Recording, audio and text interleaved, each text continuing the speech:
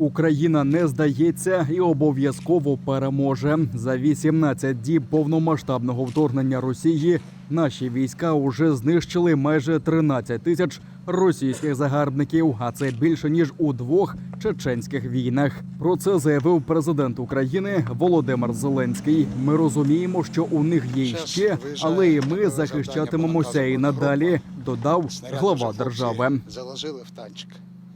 Вже майже 125 тисяч людей ми вивезли на безпечну територію гуманітарними коридорами. Сьогодні ключове завдання – Маріуполь.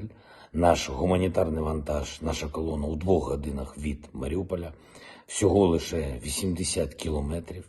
Ми робимо все, щоб здолати опір окупантів, які блокують навіть священиків православної церкви. Вони супроводжують цей вантаж, їжу, воду, медикаменти. 100 тонн найнеобхіднішого Україна відправила своїм громадянам. Усі дипломатичні зусилля сьогодні, щоб вантаж дійшов. Подивимось, чи здатні в Москві почути. Розуміємо, всім українцям зараз дуже важко, усім 40 мільйонам українців, але ми переможемо, і це 100%. 35 людей загинули, 134 ушпиталені із різними пораненнями. Такі наслідки російського ракетного удару по Міжнародному центру миротворчості та безпеки, що на Львівщині, повідомляють у місцевій військовій адміністрації. За попередніми даними, російські стратегічні літаки вилетіли із Саратова та нанесли удар з акваторії Чорного моря. За даними радника голови Офісу президента, атака окупантів стала відповіддю на нічні удари українського війська. Зокрема, суттєвих втрат ворог зазнав на Херсонщині, а основні зусилля окупанти зосереджують на Донбасі. Утім, Олексій Арестович зауважив, що ситуація контрольована нашим командуванням. Тримається Маріуполь, тримається Харків, Чернігів, Суми, Київщина. Переважно на півночі і в районі Харкова противник зупинений. І зараз здійснює заходи до перегрупування, підтягування сил і активних бойових дій в теперішній час не проводить. Наші війська наносили нічні удари по противнику, артилерійський, авіаційний. Представники РФ на перемовинах уже не ставлять ультиматуми, а уважно слухають наші пропозиції. Про це заявив радник голови Офісу президента Михайло Подоляк. Україна не поступиться своїми позиціями, додав він. Зараз, за інформацією Подоляка, перемовини з делегацією окупантів тривають безперервно у відеоформаті. Для переговорів створено спеціальні робочі підгрупи. Росія набагато більш адекватно зараз приймає навколишній світ і набагато більш чутливо відноситься до тієї, скажімо, позиції України, яка доведена на полях боїв і взагалі поведінкою України з точки зору захисту своїх інтересів.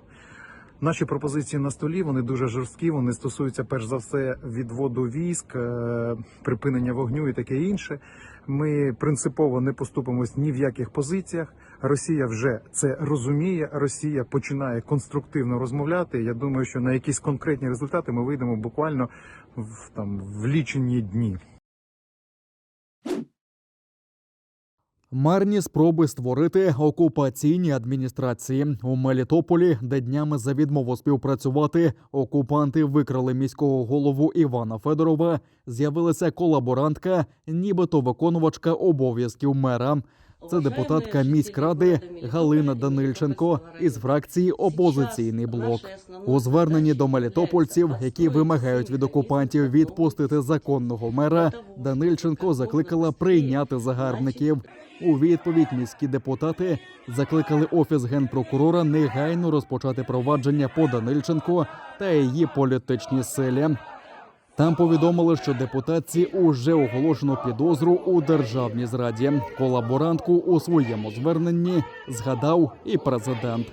Хочу сказати деяким діячам і деяким діячкам, яким не вистачило гідливості відмовити від розмов з окупантами. Хочу сказати, якщо хтось з них раптом спокусився на пропозиції від цих окупантів, ви підписуєте собі вирок.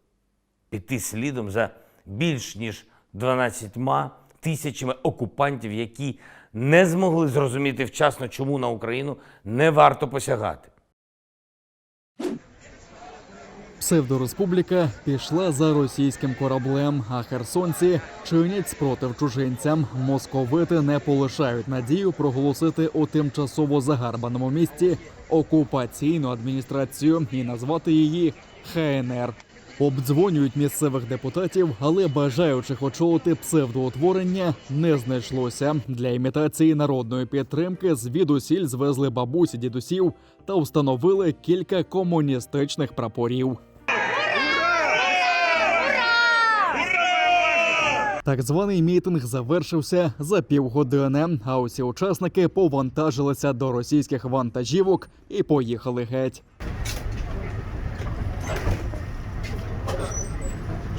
Херсонці вже традиційно відповіли багатотисячним мітингом. Нескінченна колона херсонців із національними стягами рушила повз окупантів із їх технікою, якими заповнені вулиці міста.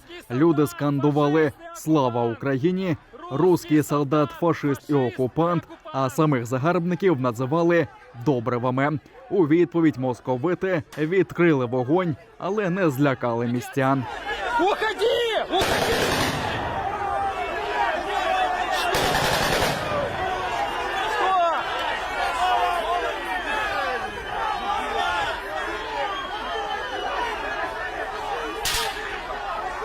Что ты можешь?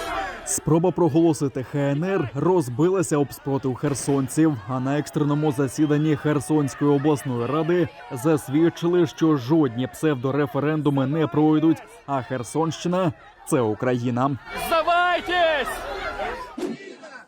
А так сьогодні виглядає Бердянськ, який тимчасово перебуває під окупацією російських загарбників. Тисячі людей вийшли на мітинги. Люди говорять, що вони проти окупації та скандують «Бердянськ – це Україна».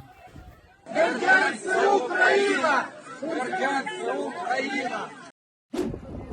Сотні людей затримано на Росії на акціях проти війни з Україною. Про це повідомляє правозахисний проєкт ОВД-Інфо. Поліцейські з гучномовця попереджають, що перехожі перебувають у зоні можливого проведення акції, яка не узгоджена із владою. ОМОН кидається на людей за написи «Ні війні» на одязі, за плакат «Україно, ти маєш рацію» та за оплески пікетнику із цим плакатом. І навіть на хоровод, де співають пісні «Нехай завжди буде сонце». У Казані жінку затримали за слова про те, що російські солдати убили її племінницю в Україні.